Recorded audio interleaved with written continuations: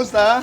Okay lang po. When was Ganun that? pa The rin. last time I spoke to you was November of last year. Tama ba, RD? Yes po, yes Oo, po. November. Ang dami ng nabago. Medyo nag-a-adjust pa rin po. Pero naalala ko, dito sa Fast Talk, nagsimula ang ilang bagay. Yes po. Alalahanin nga natin, balikan natin yung moment na tinanong kita kung sino ang crush mo. Yes po. At ang sagot mo ay Si Jillian Ward po.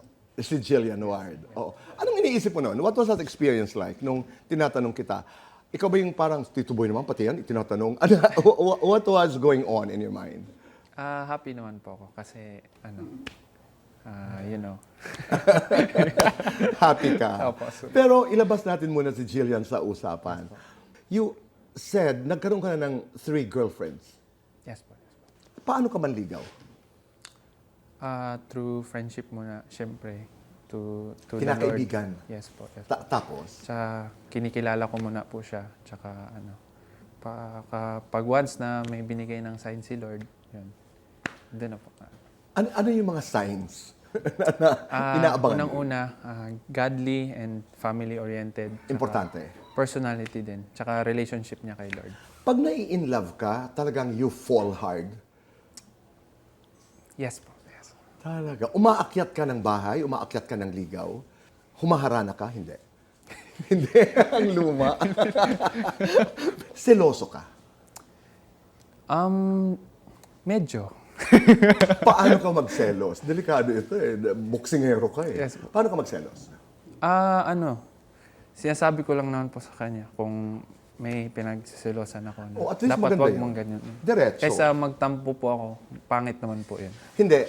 Hindi maganda, magtampo ka, tapos hindi alam ng girlfriend mo kung bakit. Ganun. So, 3 girlfriends, tapos napunta ka dito sa Maynila, tapos nag-guest ka dito sa Fast Talk, sinabi mong crush mo si Jillian Ward. Yes po. Ang nangyari noon, I think you were invited to watch Gabi ng Lagim. Yes po. Ito yung premiere night, tama? Apo, ni Jillian po.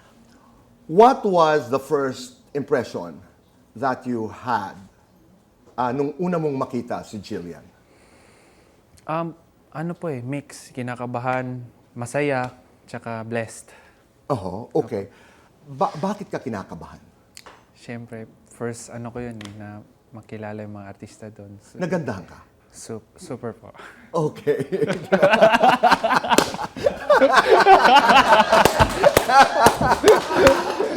Sinabi mo blessed dahil?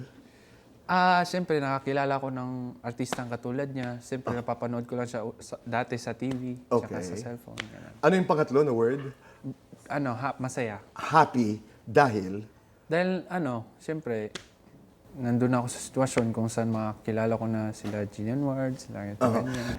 Pagkatapos noong premiere night ng Gabi ng Lagim, how did you keep in touch?